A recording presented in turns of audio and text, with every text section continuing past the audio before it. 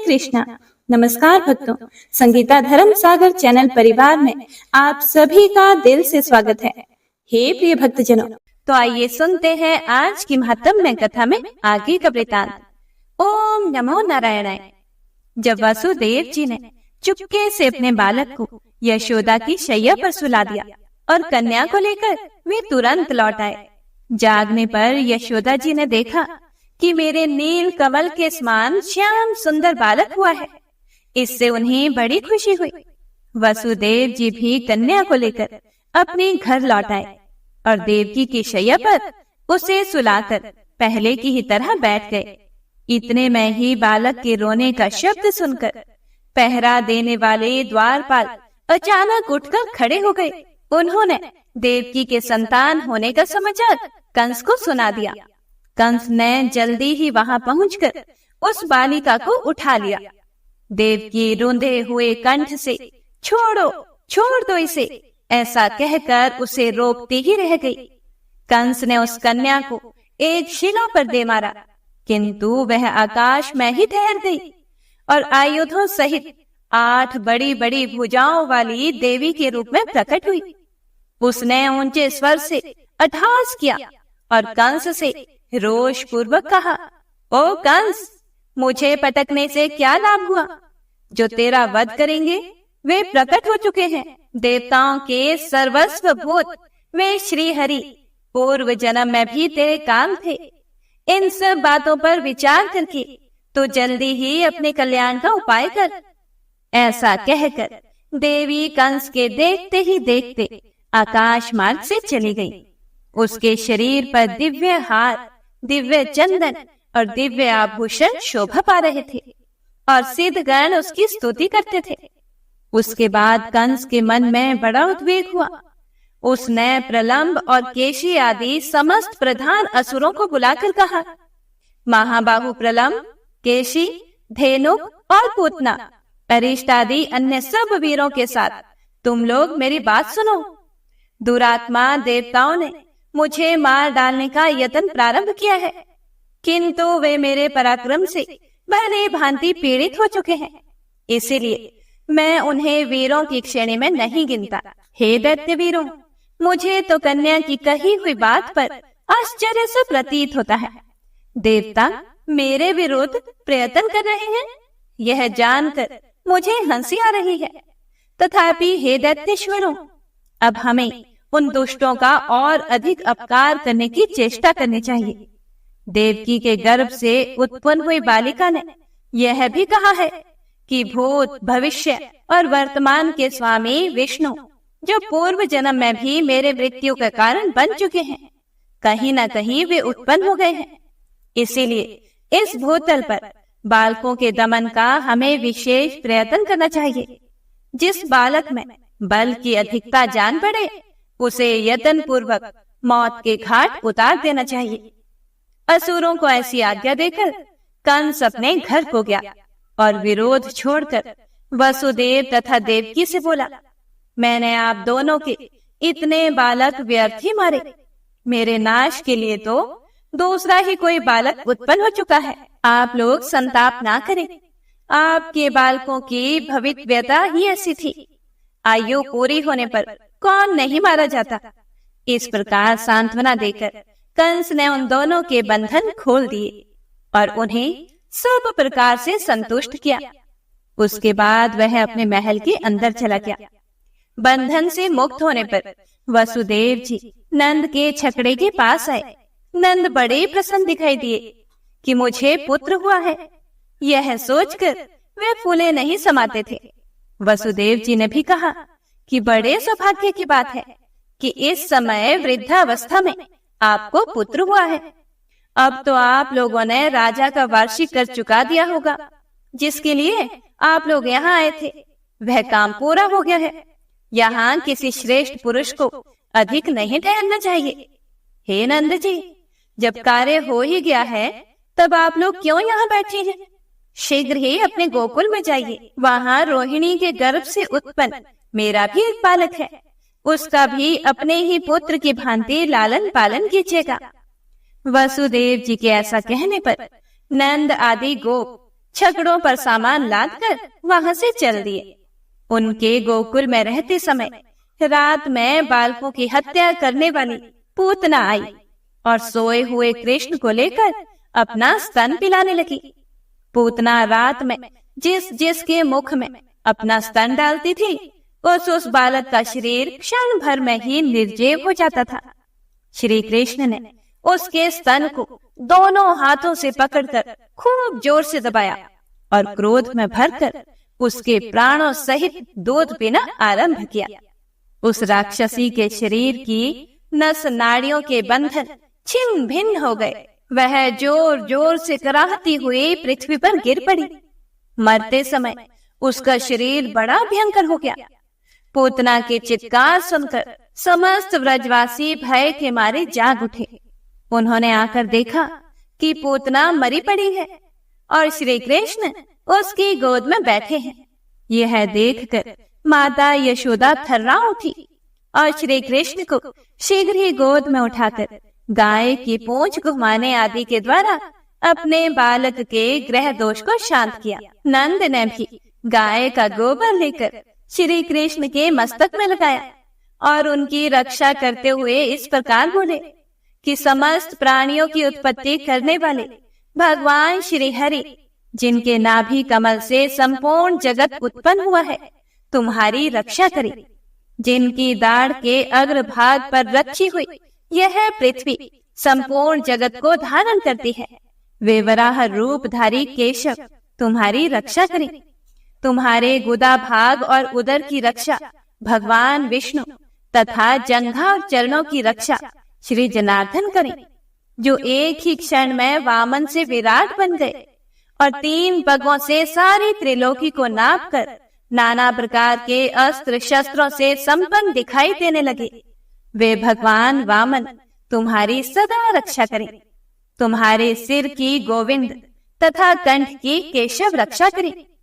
मुख, बाहु, प्रबाहु अर्थात कोहनी के नीचे का भाग, मन और संपूर्ण इंद्रियों की अखंड ऐश्वर्यशाली अविनाशी भगवान नारायण रक्षा करें।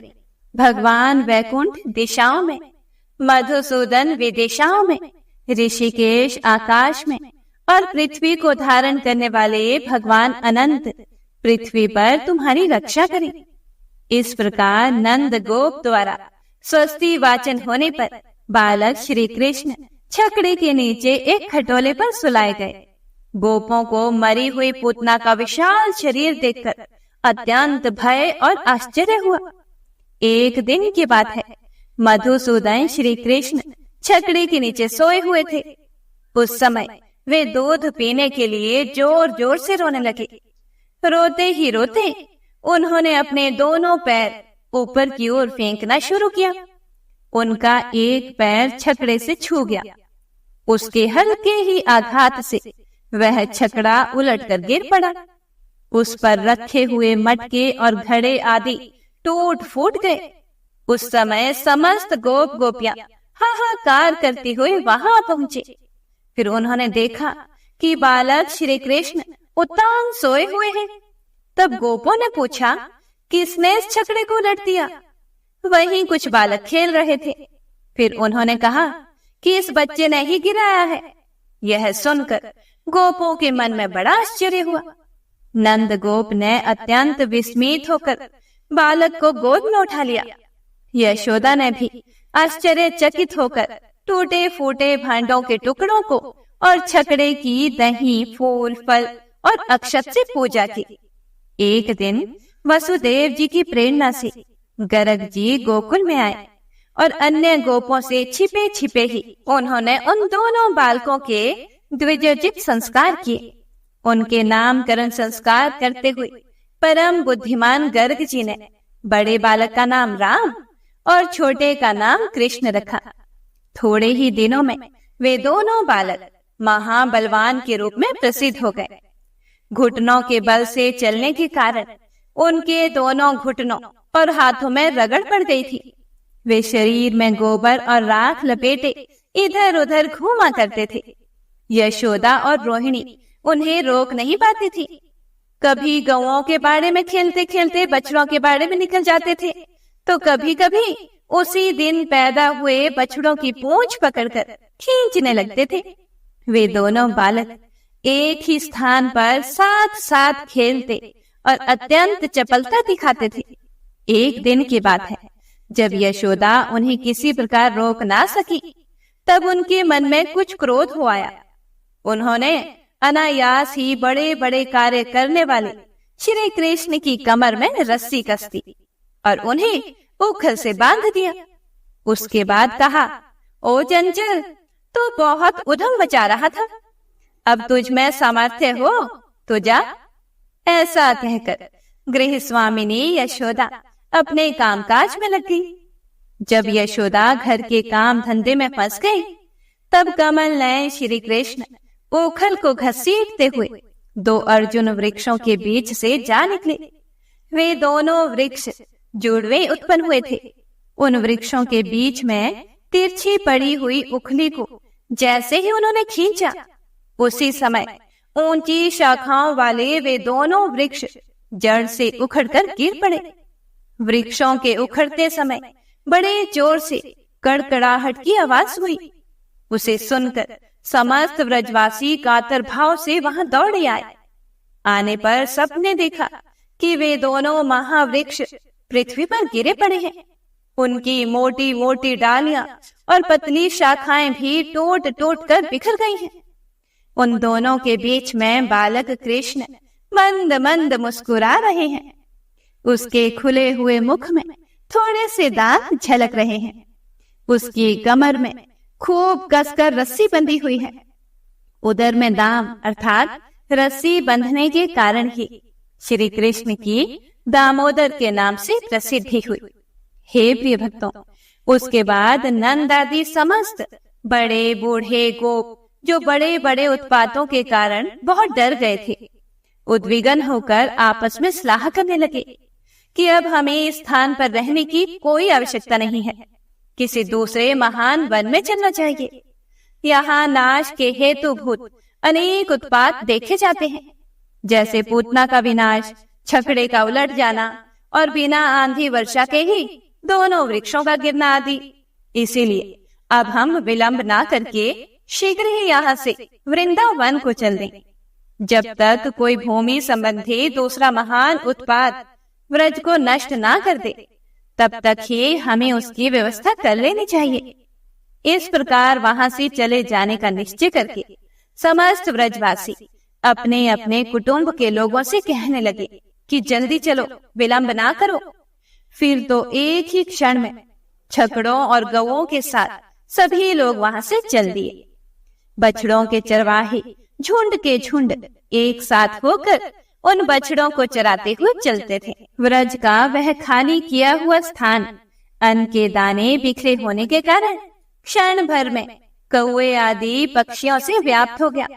लीला पूर्वक सब कार्य करने वाले भगवान श्री कृष्ण ने गौओं के अभ्युदय की कामना से अपने शुद्ध अंतःकरण के द्वारा नित्य वृंदावन धाम का चिंतन किया। इसीलिए अत्यंत रुक्ष ग्रीष्म काल में भी वहां सब ओर वर्षा काल की भांति नई नई घास जम गई। वृंदावन में पहुंचकर वह समस्त गोप गौओं का समुदाय चारों ओर से अर्ध चंद्राकार छकड़ों की बाढ़ लगाकर बस गया।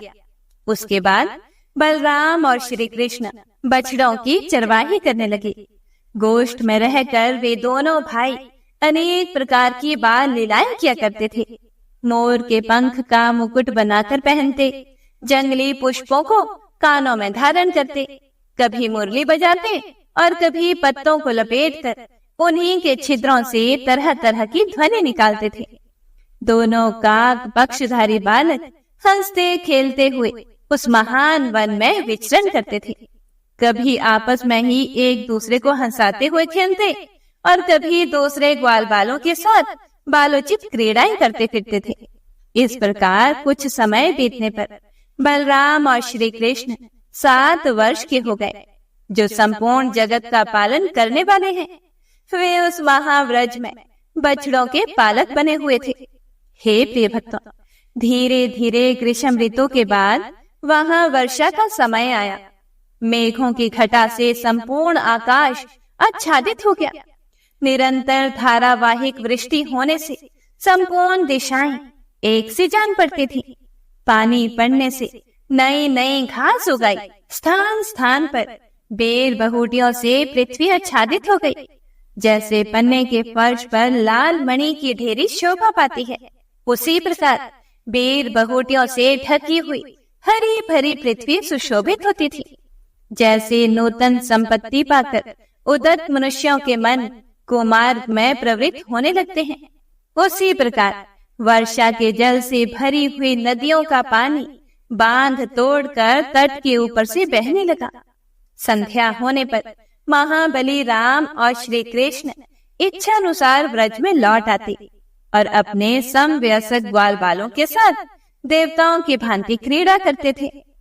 फिर आगे व्यास जी कहते हैं कि एक दिन की बात है, श्री कृष्ण भगवान अपने बड़े भाई बलराम जी को साथ लिए बिना ही वृंदावन के अंदर चले गए और ग्वाल बालों के साथ वहां विचरने लगे।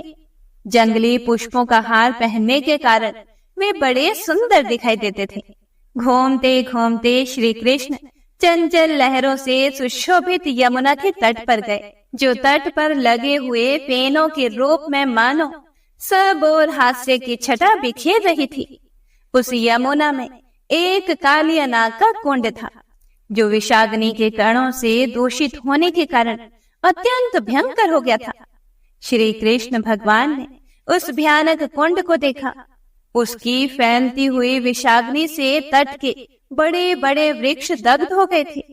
वायु के आघात से जो जल में हिलोर उठती थी और उससे जो जल की छींटें चारों ओर पड़ती थी, उनका स्पर्श हो जाने पर पक्षी जलकर भस्म हो जाते थे। वह महाभयंकर कुंड मृत्यु का दूसरा मुख था। उसे देखकर भगवान मधुसूदन ने सोचा कि इस कुंड के भीतर दुष्ट आत्मा कालिया नाग रहता है, जिसका विष ही शस्त्र है।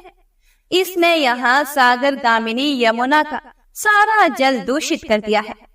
प्यास से पीड़ित मनुष्य अथवा गौएं इस जल का उपयोग नहीं कर सकते। इसीलिए मुझे नागराज कालिया का दमन करना चाहिए, जिससे सदा भयभीत रहने वाले व्रजवासी यहाँ सुखपूर्वक विचर सके। मैंने मृत्यु लोक में इसीलिए तो तार धारण किया है कि इन कुमार्गामी दुरात्मा को दंड देकर राह पर ला सकूं। वहां पास ही बहुत सी शाखाओं से संपन्न कदम्ब का वृक्ष है।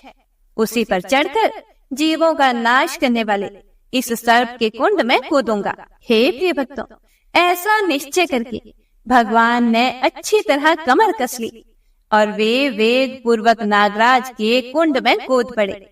उनके कूदने से वह महान कुंड क्षुब्ध हो उठा।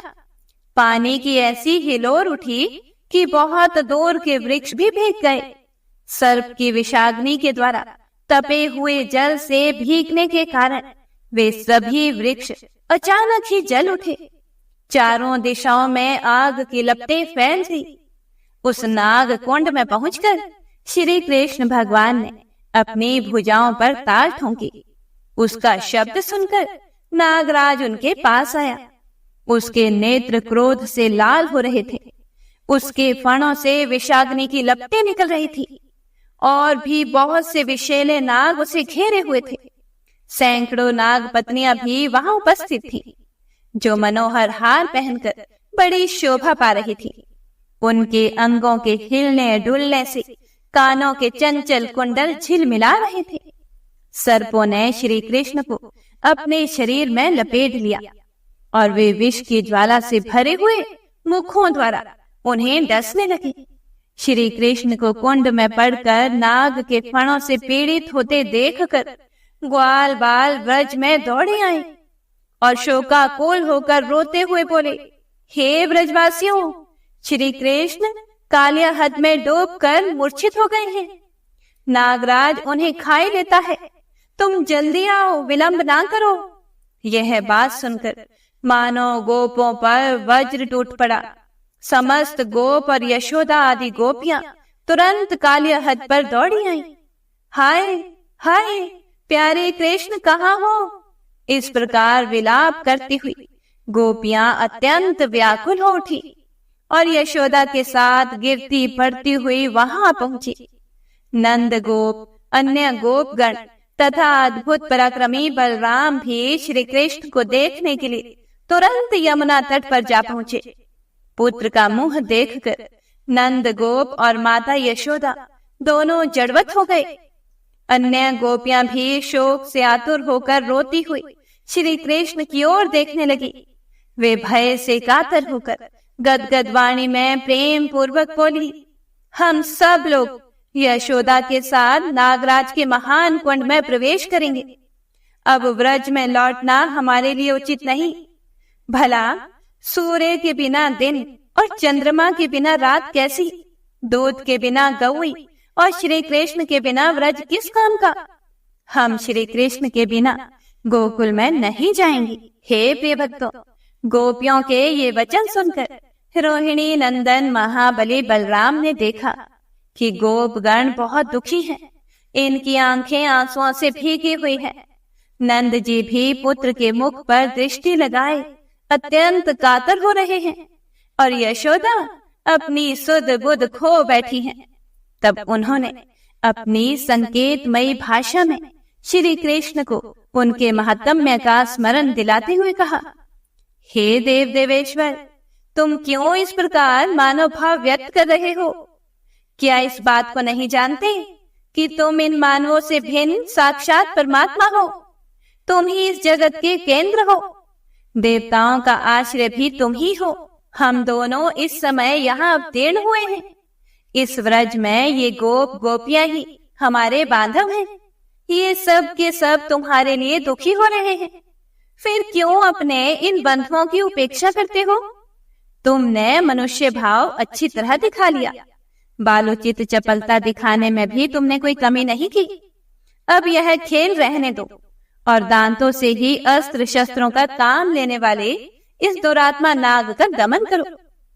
बलराम जी के द्वारा इस प्रकार स्मरण दिलाए जाने पर श्री कृष्ण के होठ मंद मुस्कान से खिल उठे। उन्होंने अंगड़ाई लेकर अपने शरीर को सांपों के बंधन से छुड़ा लिया और दोनों हाथों से उसके बीच के फण को नीचे झुकाकर वे उसी पर चढ़ गए और शीघ्रता पूर्वक पैर चलाते हुए नृत्य करने लगे। श्री कृष्ण के चरणों के आघात से उस नाग के फण में कई घाव हो गए। वह जिस फण को ऊपर उठाता उसी को भगवान अपने पैरों से झुकाकर दबा देते थे। श्री कृष्ण के द्वारा कुचले जाने से नाग को चक्कर आने लगा। वह मूर्छित होकर डंडे की भांति पृथ्वी पर गिर पड़ा।